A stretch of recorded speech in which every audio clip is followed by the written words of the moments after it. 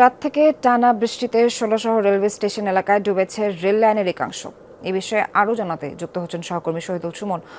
Suman, rail line ডুবে যাওয়ায় train চলাচল কি ব্যাহত হচ্ছে?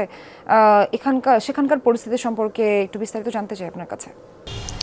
সোহার, রাত থেকে আসলে ভারী বৃষ্টিপাত, তাতেই কিন্তু আসলে চট্টগ্রাম নগরী ডুবে গিয়েছে। সেই সাথে একেবারেই আমি যদি অক্সিজেন এলাকার রেল লাইনের দৃশ্য একটু দেখানোর চেষ্টা করি, আপনি দেখছেন এখানে রেল লাইন এখনো পর্যন্ত ডুবে আছে। যেহেতু 2 ঘন্টা বৃষ্টি হয়নি, পানি নামছে, তারপরেও কিন্তু এখনো পর্যন্ত অনেকখানি পানি রয়েছে। ফলে ট্রেন চলাচল সকাল থেকে আসলে একেবারেই বন্ধ ছিল। চট্টগ্রামের নাজিরহাট থেকে যে ট্রেনটি সকাল 6টায় নগরের উদ্দেশ্যে ছেড়ে আসে, সেটিও কিন্তু প্রায় 2 ঘন্টা এই জায়গাটিতে আসলে অবস্থান করে থাকে। পানির কারণে সেটি সামনে অগ্রসর হতে পারেনি। কিছুক্ষণ আগে সেই ট্রেনটি গিয়েছে এবং বিশ্ববিদ্যালয়গামী একটি ট্রেন চলাচল আসলে করেছে, কিন্তু প্রায় 3 থেকে 4টি ট্রেন আসলে তাদের শিডিউল বিপর্যয় হয়েছে। আমাদেরকে এখানকার যিনি রেলওয়ে দায়িত্বে রয়েছেন তিনি আসলে আমাদেরকে জানিয়েছেন এখনো পর্যন্ত রেল লাইন ডুবে থাকায় এখানকার এই যে রেল সড়ক, সেই সড়ক দিয়ে আসলে ট্রেন চলাচল ঝুঁকি বলছেন এখানকার স্থানীয়রা। তারা আসলে বলছেন যে সড়ক এবং পানি দুটি আসলে একেবারেই কোমর পরিমাণ থাকার কারণে সকাল থেকে কোনো ট্রেনই এই লাইন দিয়ে আসলে চলাচল করেনি।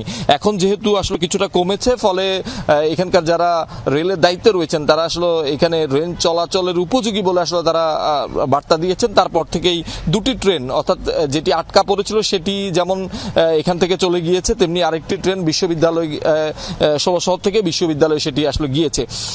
আমরা এর বাইরে যদি আমরা বলি, যেহেতু বৃষ্টি, সেই বৃষ্টির কারণে কিন্তু অক্সিজেন এলাকায় সড়কের উপর একটি ব্রিজ ভেঙে পড়েছে, সেখানেও কিন্তু যান চলাচল ব্যাহত হচ্ছে। তার বাইরে সকাল থেকে আমরা দেখছি নগরীর ওয়াসা, আগ্রাবাদ, মুরাদপুর, বহদ্দারহাট এসব এলাকায় পানিতে আসলে তলিয়ে গিয়েছে। যদিও বা ঘন্টা 2-এর মধ্যে সেই পানি আবার নেমেছে। তবে সকালে যারা অফিসগামী কিংবা স্কুল কলেজগামী শিক্ষার্থীরা রয়েছেন তারা কিন্তু বেশ বিপাকে পড়েছে। সকালে জলাবদ্ধতার কারণে আমরা দেখছি গণপরিবহন সংকট, সেই সংকটের একটি সুযোগ নিয়েছে যারা সিএনজি চালক কিংবা রিক্সা চালক, তারা অতিরিক্ত ভাড়া দিয়ে কিন্তু যাত্রী পারাপার করছে। সব মিলিয়ে এই যে দীর্ঘদিনের যে ভোগান্তি জলাবদ্ধতার, এখান থেকে আসলে নগরবাসী মুক্তি চান। তারা আসলে বলছেন যে জলাবদ্ধতা প্রকল্পে যে 14,500 কোটি টাকার যে প্রকল্পের কাজ করছে সেটির আসলে সুফল কবে মিলবে, তারা এটি প্রশ্ন করেছেন। এবং যারা সিডিএ কিংবা সিটি কর্পোরেশনের যারা ঊর্ধ্বতন মেয়র কিংবা চেয়ারম্যান রয়েছে তাদের কাছে এই প্রশ্নটি আসলে সাধারণ মানুষ রেখেছেন। ধন্যবাদ সুমন, আপনাকে অনেক ধন্যবাদ।